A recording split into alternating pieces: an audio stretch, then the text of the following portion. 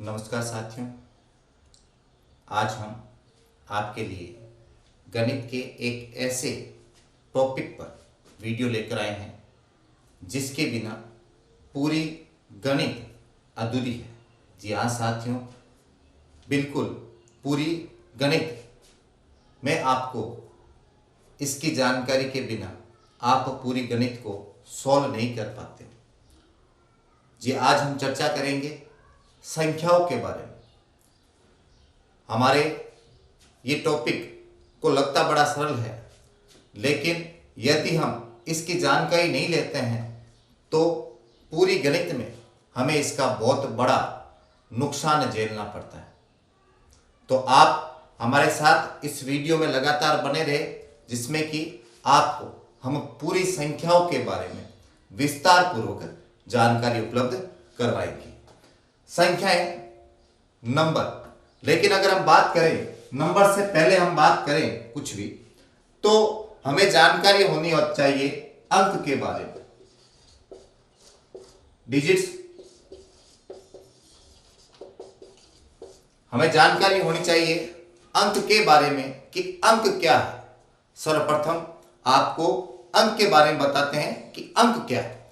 जैसे कि हमें पता है 1 2 3 4 5 6 7 8 9 ये अंक है, ये अंक है। ध्यान रखिए इस चीज के बारे में, ये अंक है, ठीक है ना। तो आपसे पूछे कि अंक क्या है, तो आप कह सकते हो कि जो गिनती है आपके 0 to 9 वो क्या कहलाता है, आपके पास अंक कहलाता है। अब इनमें भी आपको यदि जानकारी मिला दे, क्योंकि कई बार हमें सबसे छोटी संख्या और सबसे बड़ी संख्या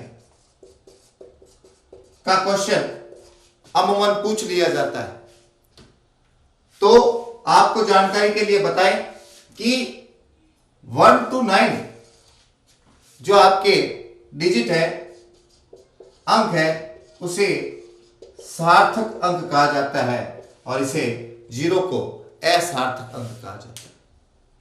क्योंकि आपको पता होगा, आप बचपन में इन क्वेश्चनों को करते होंगे, जब भी आपको सबसे बड़ी संख्या का कहा जाता था, जितने अंकों की कहा जाता था कि 2 अंकों की सबसे बड़ी संख्या कितनी है, आप लिखते थे 99 है। 3 अंकों की सबसे बड़ी संख्या कितनी है, तब आप लिखते थे 999 है, 999 है। तो आप ऐसे बताते थे सबसे बड़ी संख्या, क्योंकि सबसे बड़ा जो डिजिट होता है वो 9 होता है। लेकिन जब भी आपको छोटी संख्या का पूछा जाता था, आपको पूछा जाता था कि 2 अंकों की सबसे छोटी संख्या कौन सी है, तो आप उसमें 10 लिखते थे। आपसे 3 अंकों की सबसे छोटी संख्या पूछी गई थी, आपने 100 लिखा होगा, और आपसे यदि आपने 1000 लिखा होगा। इस चीज को ध्यान में रखें कि ये 0 कहा जाता है अंक। तो सर आपने कहा छोटा से छोटा अंक क्या है, 0 है, लेकिन यहां पर बात करें कि ये जो 0 है ये असार्थक अंक है, और 1 से 9 तक जो अंक है वो कि आपके सार्थक अंक। छोटी संख्या का आपसे पूछे तो 2 अंकों की सबसे छोटी संख्या कौन सी है, तो आपने 10, 100, 1000, 999, 999 ऐसा आपका एक प्रोसेस चलता रहा था। तो छोटी और बड़ी संख्या का क्वेश्चन आपको पूछे तो आपको इस तरीके से आप उसका जवाब दे सकते हो। अगले बात करें आपके कि संख्या की बात करें थे, अंकों की संख्या, तो अगर बात करें आपके संख्या पर, तो संख्या क्या, देखो संख्या किसे कहते हैं, आपको ये कहे तो कई बार आपको जानकारी नहीं होती कि संख्या क्या है। अंक भी संख्या में ही गिने जाते हैं। जब किसी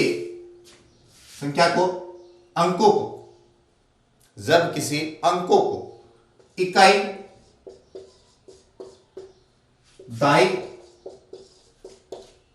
सैकड़ा, हजार, इन पदों में यदि किसी चीज को लिखा जाता है, अंकों को, किसको, अंकों को। बिल्कुल आराम से, कोई जल्दबाजी नहीं, आराम से इस वीडियो को सुनते रहे और बीच में आपको कोई भी चीज नहीं समझ में आए आप कमेंट बॉक्स में हमें बताएं तो हम उसे वहां पर आपको समझाने की पूरी कोशिश करेंगे। अंकों को इकाई, दाई, सैकड़ा, हजार के पदों में, ठीक है, जब लिखा जाता है तो उसको संख्या कहा जाता है, नंबर। इंग्लिश में आपके कहे तो नंबर, ठीक है ना, ये ध्यान रखना। इकाई यूनिट आपके टेंस, 100, 1000, 10,000 ऐसा आप बोलते हो। इकाई, दाई, सैकड़ा, हजार के शब्दों में लिखा जाता है। अब ये चीज अगर आती है आपको तो आपके अंकों में और शब्दों में लिखना कंप्लीट होता है। छोटी छोटी क्लासों में पूछा जाता है अंकों में, शब्दों में, लेकिन कई बार हम बड़ी बड़ी कक्षाओं में चले जाते हैं, कंपटीशन की तैयारी करते हैं और हमें ऐसा लगता है कि यार ये तो अब छोटे बच्चों के काम है, लेकिन हम फिर भी बहुत बड़ी गलती कर जाते हैं कि इन चीजों को सीख कर नहीं जाते हैं। स्टेप बाय स्टेप चलोगे तो उस सब्जेक्ट में आप पूर्णतः परफेक्ट हो जाओगे। इसीलिए मैं अपना पहला वीडियो मैथ का आपके लिए संख्याओं की जानकारी के बारे में लेकर आया। समझते रहे और आगे इस वीडियो को अच्छा लगे तो आगे से आगे इसको शेयर करते रहे ताकि ज्यादा से ज्यादा लोगों तक ये जानकारी पहुंच सके। फिर आते हैं पॉइंट पर, अंकों में और शब्दों में लिखना आपको आना चाहिए कि अंकों में कैसे लिखते हैं और शब्दों में कैसे लिखते हैं। ये जानकारी भी आपको गणित में विशेष रूप से होनी चाहिए। आपको कह दिया 27 कैसे लिखा जाता है और आपको लिखना आना चाहिए 27। मैं छोटा सा उदाहरण ले रहा हूं यहां पर 27 का। आप क्योंकि सर ये तो बच्चों को आता है, बिल्कुल बच्चों को आता है, ठीक है। तो हमें एक बच्चे को बनते हुए एक बाल मन जो होता है वो जीवन में बड़ा जल्दी कैच आउट करता है, ठीक है ना। तो हमारी शुरुआत भी यहीं से होती है। हमें स्कूलों में जाते हैं तब 1-2 से शुरुआत करते हैं। तो मैं भी अपने यहाँ पर मैथ की क्लास की जो शुरुआत कर रहा हूं, आपको एक बच्चे मानते हुए, आपके एकदम नींव को मजबूत करते हुए मैं आगे बढ़ूंगा, ठीक है। तो आप पूरे वीडियो को देखते रहे, समझते रहे। अंकों में, शब्दों में लिखना आपको आना चाहिए। मैं यहां पर ज्यादा डिस्कस नहीं करूंगा अंकों और शब्दों में। मुझे पता है ज्यादातर बच्चों को इस चीज के बारे में जानकारी होगी। अंकों और शब्दों में आप लिख दोगे तो ध्यान रखना, अंकों और शब्दों में आपको अच्छी तरह से उसको लिखना है, ठीक है। तो हम बात कर रहे थे अंक और संख्या में फर्क पता चल रही है। दोबारा कह देता हूं, अंक 0, 1, 2, 3, 4, 5, 6, 7, 8, 9 अंक है। इसमें से 1 से 9 तक जो है वो सार्थक अंक है और 0 है वो असार्थक अंक है। इसकी जानकारी के लिए आपको अगर बताना हो तो आप ये देख सकते हो कि जब हम सबसे बड़ी और सबसे छोटी संख्या जब लिखते हैं तो हम उसी के अकॉर्डिंग, सार्थक और असार्थक के अकॉर्डिंग ही हम उसको संख्या को लिखते हैं। उसके बाद जो सेकंड पॉइंट आता है, अंक के बाद में संख्या होती है। और संख्या जो होती है जब अंकों को इकाई, दाई, सैकड़ा, हजार, 10,000, लाख, 10 लाख, करोड़, 10 करोड़, ऐसा जब इस फॉर्मेट में जब लिखा जाता है, ठीक है, तो उसको आप संख्या कहते हो। अब 2 अंकों की संख्या, 3 अंकों की संख्या, आपको पता है कि जितने बड़ी अंकों की संख्या का कहते हैं तब हम उतने ही बार 9 को लिख देते हैं। और जब आपको छोटी संख्या कहते हैं तो 1 के पीछे उतने 0 लगाए, 2 डिजिट 10, 3 डिजिट 100, 4 डिजिट 1000, ऐसा अपना एक प्रोसेस चलाते रहते हैं, ठीक है ना। अब आगे जो तीसरा पॉइंट अपने बात करें,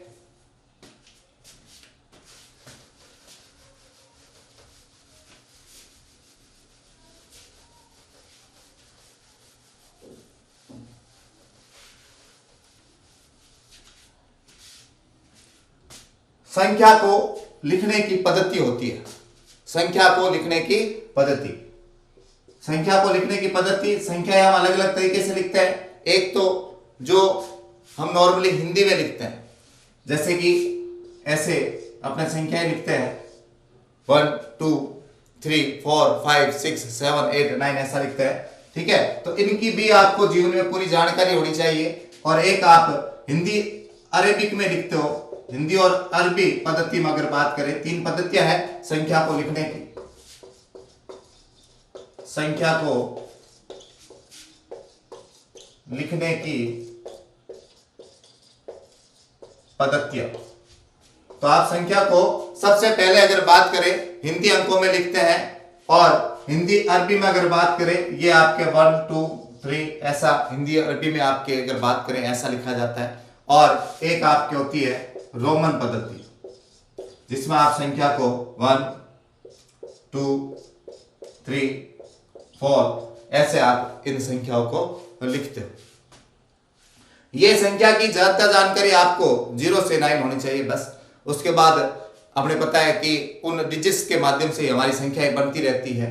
तो रोमन संख्या में कुछ विशेष अंकों का ध्यान में रखना होता है कि 50 को कैसे लिखा जाता है, 100 को कैसे लिखा जाता है, ठीक है ना। इसका विशेष रूप से आप ध्यान रखना है, जो कि आपको जानकारी होगी। अगर फिर भी आपको नहीं है तो हम आपको इसका हमारे टेलीग्राम ग्रुप पर उसका पूरा एक जो भी आपके पीडीएफ है उसकी पूरी आपको अवेलेबल करवा दी जाएगी, ठीक है ना। तो 3 पद्धतियों में, अलग अलग पद्धतियों में लिखा जा सकता है, ठीक है ना। उससे आगे अगर आप बात करें अपने कि भाई और हमें क्या शुरुआती ज्ञान होना चाहिए कि जिसकी वजह से हमारे मैथ में कहीं पर दिक्कत नहीं आए, तो मैं आपको आगे सजेस्ट करूंगा इसमें कि आपको वैल्यू का पता होना चाहिए, मान। अब आपको कि सर ये मान क्या है, तो मान आपके किसी भी संख्या के 2 प्रकार के मान होते हैं। एक होता है जातीय मान, फेस वैल्यू, फेस वैल्यू, ठीक है। एक होता है स्थानीय मान, एक होता है स्थानीय मान आपके प्लेस वैल्यू। एक जातीय मान और एक स्थानीय मान। जातीय मान बड़ा सरल है, किसी भी संख्या का आपको जातीय मान पूछे तो वो ही संख्या ही उसका जातीय मान है। आपसे क्वेश्चन आ गया पेपर में, बहुत बार ऐसे क्वेश्चंस कंपटीशन एग्जाम तक पूछ लिए गए हैं, इसमें ध्यान रखना। आपको नंबर्स दे दिए 2 5 6 8 में 2 का जातीय मान, 2 का जातीय मान कितना है।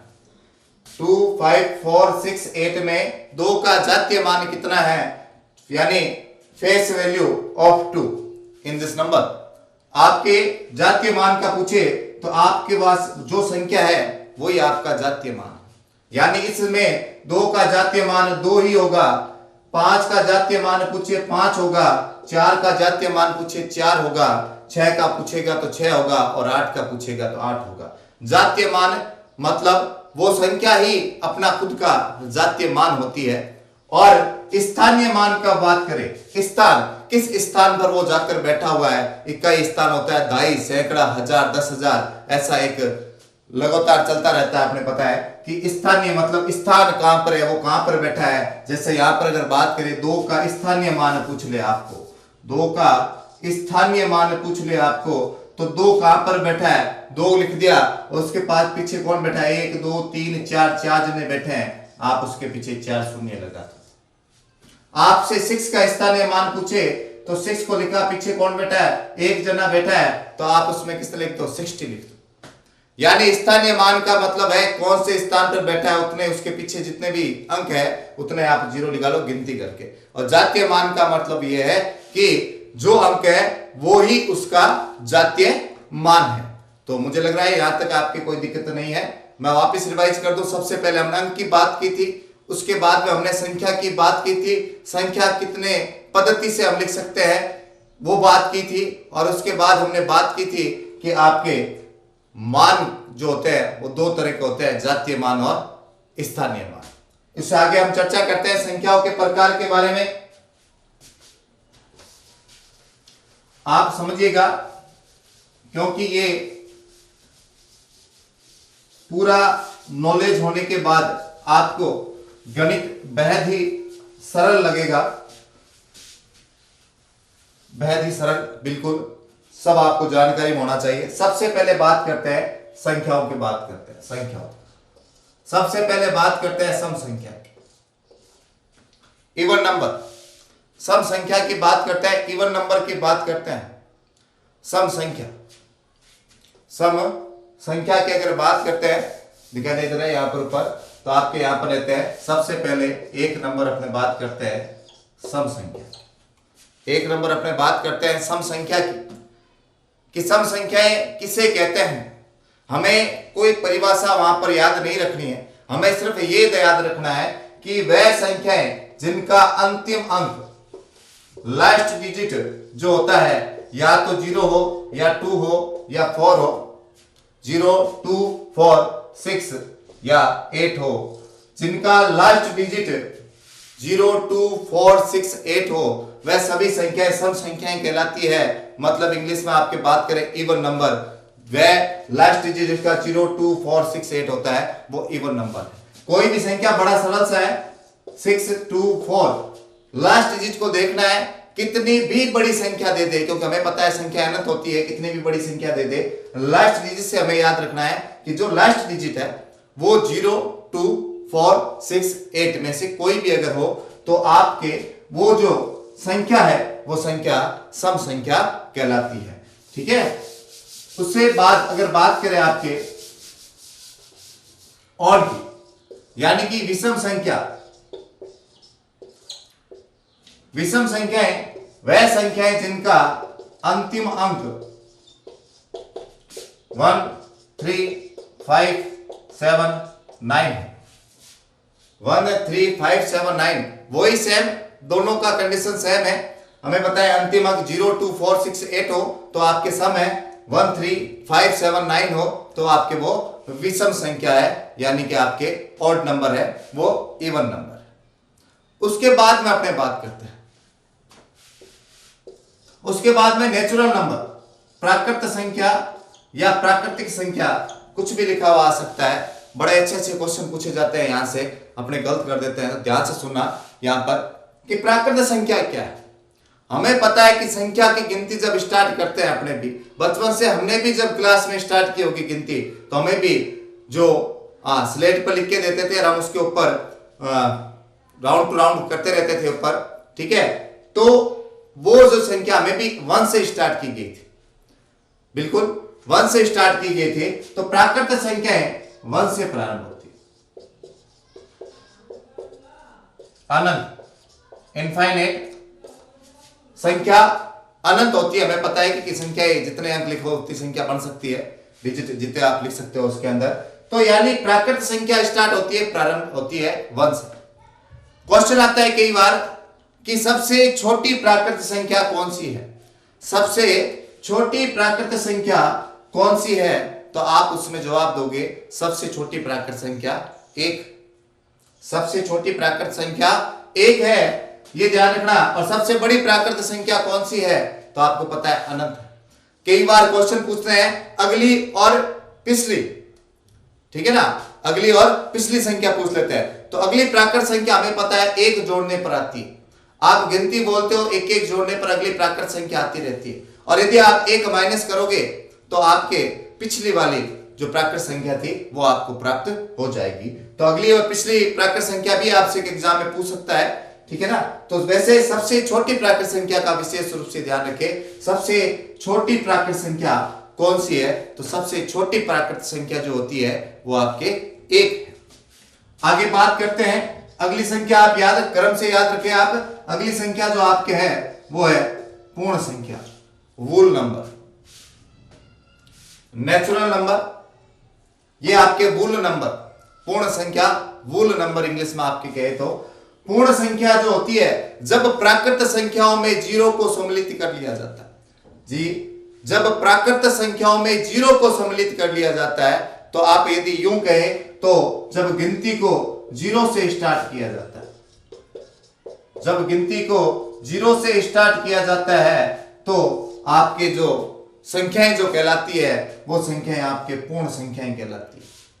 और जब आपसे पूछे कि सबसे छोटी पूर्ण संख्या कौन सी है, तो आप कहोगे सर वो सबसे छोटी पूर्ण संख्या जो एग्जामिनर आपसे पूछेगा तो आप उसे जवाब दोगे। आप अपने ऑप्शन में देखोगे कि वहां पर 0 है क्या, तो आपको पता होना चाहिए कि सबसे छोटी जो प्राकृत संख्या होती है वो 1 होती है, और सबसे छोटी पूर्ण संख्या जो होती है वो की 0 होती है। उसके बाद आगे बात करें 5वें नंबर पर आपकी बात करें तो उसके बाद आता है इंटीजर, पूर्णांक। इंटीजर यानी पूर्णांक। पूर्णांक मैं आपको एक बात करें, आपने बचपन में एक रेखा पद्धति, संख्या रेखा पद्धति क्लासों में आपने सीखी होगी। तो आपको पता है यहां पर 0 होता है, इधर राइट हैंड साइड जाते हैं तो प्लस की संख्याएं होती है, लेफ्ट हैंड अगर जाते हैं तो आपके माइनस की संख्याएं होती है। तो कहने का मतलब ये है, जब यहां पर आप साबित देखते हो तो यहां पर सारी पॉजिटिव संख्या है, क्योंकि हमें पता है कोई भी अगर साइन नहीं लगा हुआ होता है तो सारे नंबर्स जो होते हैं पॉजिटिव नंबर होते हैं, और नेगेटिव नंबर्स जो होते हैं उसके पीछे नेगेटिव का साइन होता है। तो पूर्णांक क्या है? जब पूर्ण संख्याओं में ऋणात्मक अंकों को भी सम्मिलित कर लिया जाए, जैसे ऐसा लिखते हैं। जब पूर्णांक किसे कहते हैं तो पूछेगा तो आप लिख सकते हो कि जब पूर्ण संख्याओं में ऋणात्मक संख्याओं को सम्मिलित कर लिया जाए तो प्राप्त होने वाले पूर्णांक होते हैं। पूर्णांक दो प्रकार के होते हैं, ये भी ध्यान रखना, एक धनात्मक पूर्णांक होता है और एक ऋणात्मक पूर्णांक होता है। Negative integer and positive integer, आप इसमें देख सकते हो कौन सा पॉजिटिव है कौन सा नेगेटिव है। आपको अच्छी तरह से इसका नॉलेज हो जाएगा कि ये जो साइन नहीं लगा रखे हैं वो पॉजिटिव है, और जो माइनस का साइन लगा रखा है इसके आगे ये आपके नेगेटिव है पूर्णांक। दोबारा रिवाइज कर देते हैं यहां तक आपके कि सम संख्या जिनका अंतिम अंक 0, 2, 4, 6, 8, विषम संख्या जिनका अंतिम अंक 1, 3, 5, 7, 9, और उसके बाद प्राकृत संख्या 1 से प्रारंभ होती है, सबसे छोटी प्राकृत संख्या 1 होती है। पूर्ण संख्या जो आपकी थी 0 से स्टार्ट होती है, सबसे छोटी प्राकृत संख्या वही 0 होती है। पूर्णांक -2, यानी कि आपसे यहां पर स्टार्ट किया था, यानी कि ऋणात्मक और धनात्मक संख्याओं को सम्मिलित कर लिया जाए, पूरा एक जोड़ा बना दिया जाए एक संख्या रेखा पद्धति पर। अब आपके दिमाग में ये आ रहा होगा कि सर इसमें सबसे छोटा पूर्णांक कौन सा होगा? तो सबसे छोटा पूर्णांक यहाँ पर संभव ही नहीं है, क्योंकि संख्याएं अनंत है। आप कोई भी संख्या इधर वाला साइड लिख सकते हो, क्योंकि संख्याएं इधर भी अनंत है तो इधर भी अनंत है। ये विशेष रूप से ध्यान में रखना। आप इसको नोट कर सकते हो कि आपको कोई भी अगर और जानकारी अगर लेनी है आप पूरा आराम से नोट कर सकते हो इस चीज के बारे में कि कौन सी सम संख्याएं हैं, कौन सी विषम संख्याएं हैं, कौन से प्राकृत संख्याएं हैं, कौन से पूर्ण संख्याएं हैं और कौन से आपके पूर्णांक है। आप बिल्कुल आराम से इसको नोट कर सकते हो या आप स्क्रीनशॉट लेकर रख सकते हो। लेकिन स्क्रीनशॉट से ज्यादा मैं यही कहूंगा कि आप अगर मेरी क्लास को लगातार मेरी क्लास से बने रहते हैं और यहाँ पर आपको लगता है कि आप कुछ ग्रहण कर रहे हैं, तो आप एक अपना रजिस्टर लेकर बैठे और उसमें लाइन टू लाइन जो चीज मैं बोल रहा हूं उसको आप अपने वहां पर नोट करते रहे।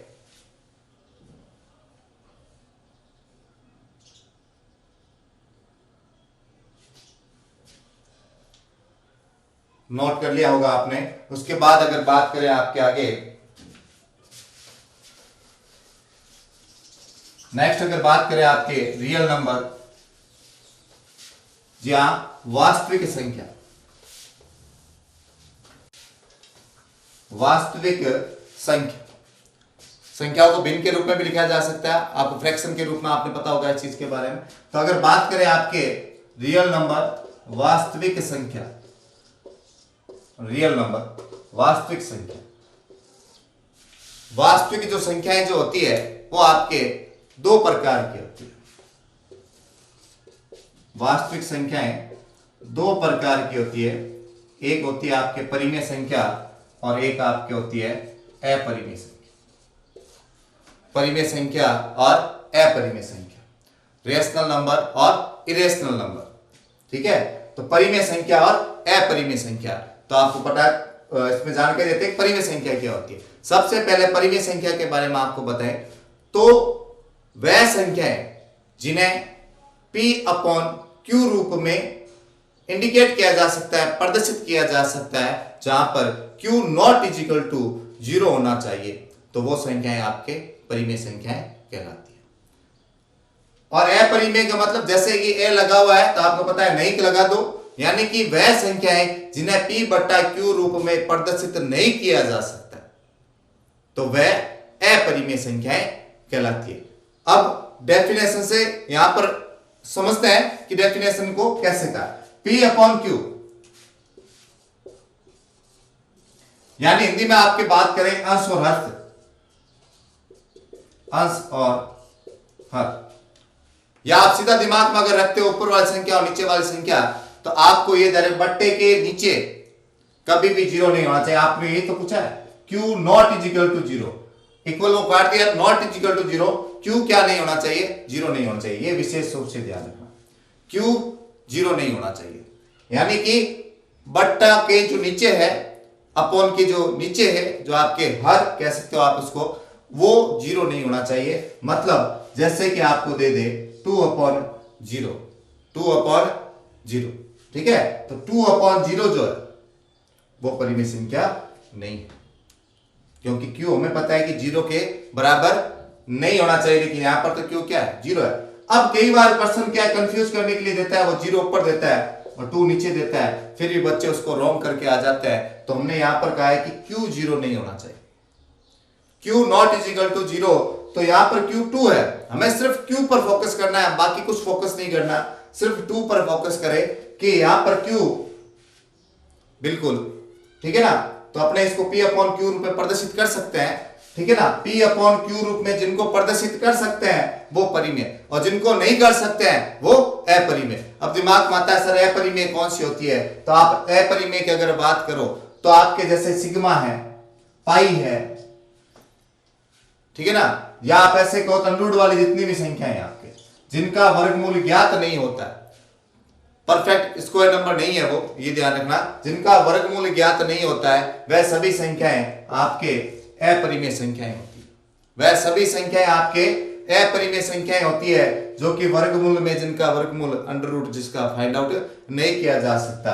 जैसे आपको दे दिया अंडररूट 4, कई बार कंफ्यूज करते हैं, अंडररूट फाइंड आउट कर लेना, अंडररूट 4 दे रखा है, अंडररूट 4 की जो वैल्यू होती है वो हो जाती है आपके 2, और 2 के अपॉन में कुछ नहीं है तो 1 है। तो आपको यहाँ पर पता चल जाना चाहिए कि ये जो संख्या है अंडररूट 4 जो नंबर्स है वो आपके परिमेय संख्या है, ना कि अपरिमेय संख्या है। यही आपके यहाँ पर बात करें अंडररूट 7 दे दिया आपको, अंडररूट 7 दे दिया, तो अंडररूट 7 की जब आप वैल्यू फाइंड आउट करते हो, तो अंडररूट 7 की जो वैल्यू फाइंड आउट आप करते हो तो इसका जो वर्गमूल है वो ज्ञात नहीं होता है, तो ये जो संख्या है वो क्या आपके अपरिमेय संख्या है। ऐसे कई उदाहरण ले सकते हो, अंडररूट 13 है, अंडररूट 36 अगर आप लेते हो तो 36 की जो वैल्यू होती है वो हो जाती है आपके 6 हो जाती है, तो 36 जो आ गया वो किस में आ गया, आपके परिमेय में आ गया, ठीक है ना। और अंडररूट आपके अगर बात करें 15 की अगर बात करें तो 15 को भी आप सोल्व आउट करोगे तो आप उसका पूरा वर्गमूल ज्ञात नहीं कर पाते हो, तो ये जो संख्या होगी वो आपकी कौन सी होगी, अपरिमेय संख्या होगी। दोबारा रिवाइज कर देता हूं कि परिमेय संख्या वह संख्या है जिन्हें P/Q रूप में प्रदर्शित किया जा सकता है, जहां Q not is equal to zero परिमेय संख्या कहलाती है, Q जीरो नहीं होना चाहिए। और वह संख्या जिन्हें P/Q रूप में प्रदर्शित नहीं किया जा सकता है वह अपरिमेय संख्याएं कहलाती है, जिसमें ज्यादातर आपको अगर क्वेश्चन पूछते हैं तो अंडररूट वाला पूछते हैं, अंडररूट में कंफ्यूज करते हैं कई बार वर्गमूल ज्ञात होते हुए भी हम गलत करके आ जाते हैं। तो ध्यान रखें, जिस अंडररूट वाली संख्या का वर्गमूल पूरा पूरा ज्ञात होता है तो आप उस संख्या को परिमेय संख्या बताओगे, ना कि अपरिमेय संख्या बताओगे, ठीक है। आगे चलते हैं,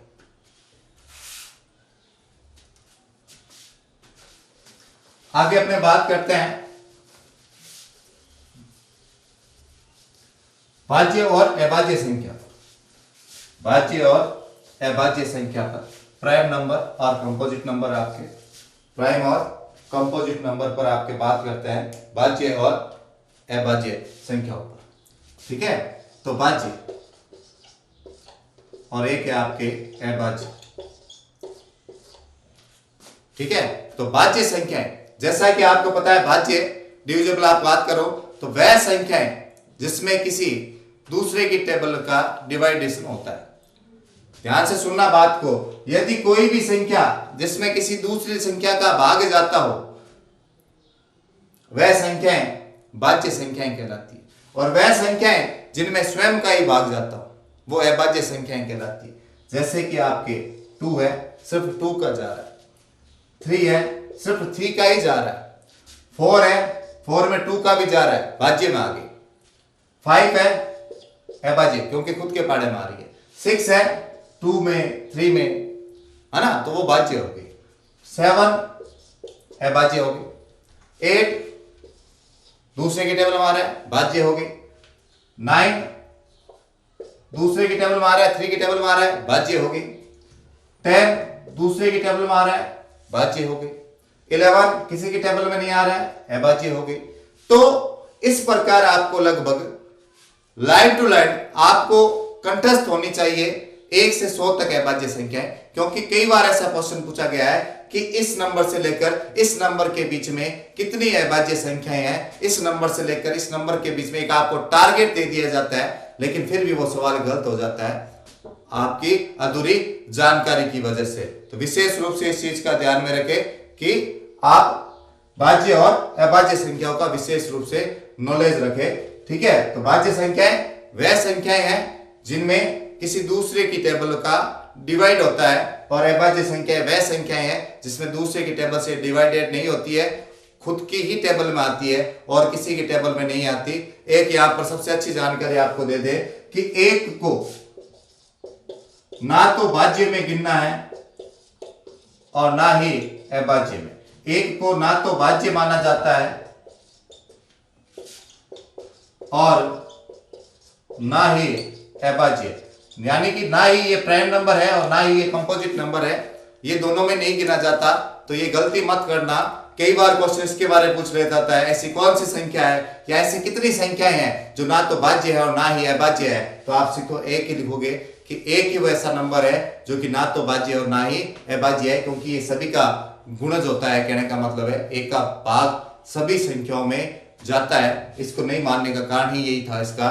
तो ध्यान रखना, प्राइम नंबर जो होते हैं ये आपके अभाज्य प्राइम नंबर होते हैं इंग्लिश में आपके, और भाज्य को कंपोजिट कहते हैं। तो जो दूसरे के कितने भी, अब आप विशेष रूप से एक चीज नोट करोगे, जब आप 1 से 100 तक खुद लिखना, मैं नहीं लिख रहा, खुद लिखना, एक एक लाइन टू लाइन जाना, समझ में आएगा आपको इस चीज के बारे में, बड़ा अच्छा लगेगा।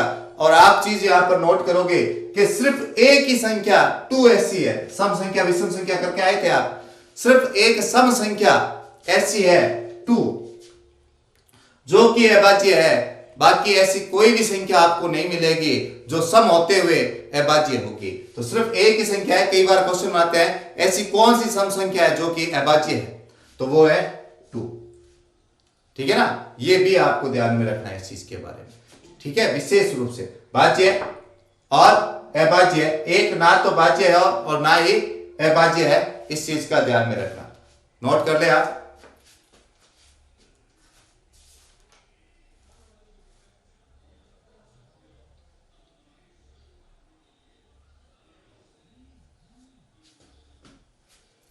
एक और है आपके सह अभाज्य संख्या, को प्राइम नंबर। सह अभाज्य संख्या इंग्लिश में आपके कहे तो को प्राइम नंबर। तो यानी ऐसी संख्याएं जिनका जब आप एचसीएफ फाइंड आउट करते हो, ध्यान रखिए एचसीएफ एलसीएम अपने आगे क्लासों में नोट करेंगे, इस पर क्वेश्चन किस टाइप के आते हैं किस टाइप के नहीं, लेकिन फिलहाल अपने यहां पर संख्याओं की जानकारी के लिए बात कर रहे हैं एचसीएफ और एलसीएम पर। तो एचसीएफ यदि आप फाइंड आउट करते हो, एचसीएफ आप किसी भी संख्या का, ऐसी दो संख्याओं का फाइंड आउट करते हो और उनका एचसीएफ यदि 1 आता है तो उन संख्याओं को सह अभाज्य संख्या कहा जाता है। जैसे कि आप कोई भी संख्या ऐसी लेते हो, जैसे कि आप लेते हो 9 और 11, 9 और 11, वैसे तो 9 यहां पर अगर बात करें भाज्य संख्या है, लेकिन यदि आप इसका एचसीएफ फाइंड आउट करते हो, एचसीएफ फाइंड आउट करते हो, तो आप इन दोनों का एचसीएफ जब फाइंड आउट करोगे तो इनका एक एचसीएफ आएगा 1 आएगा। तो जिन संख्याओं का एचसीएफ यानी महत्तम समापवर्तक जो होता है वो 1 प्राप्त होता है, तो उन संख्याओं को सह अभाज्य संख्या यानी को प्राइम नंबर कहा जाता है।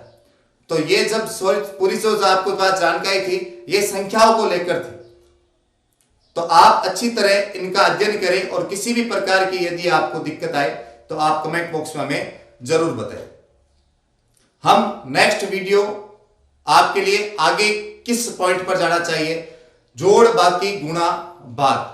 बिल्कुल सरल लग रहा है, लेकिन जोड़ बाकी गुणा भाग को आपको एक बेसिक तरीके से लेकर मैं आपको ट्रिकली मेथड तक उस वीडियो में आपके लिए लेकर आऊंगा। यदि अभी तक आपने हमारे चैनल को सब्सक्राइब नहीं किया है तो आप जल्द से जल्द हमारे चैनल को सब्सक्राइब करें और हमें बताएं कि हम अपने वीडियो को और कैसे बेहतर बना सकते हैं। तो आप अपने सुझाव हमें कमेंट भी कर सकते हैं। आप सभी का हमारे साथ बने रहने के लिए बहुत बहुत धन्यवाद।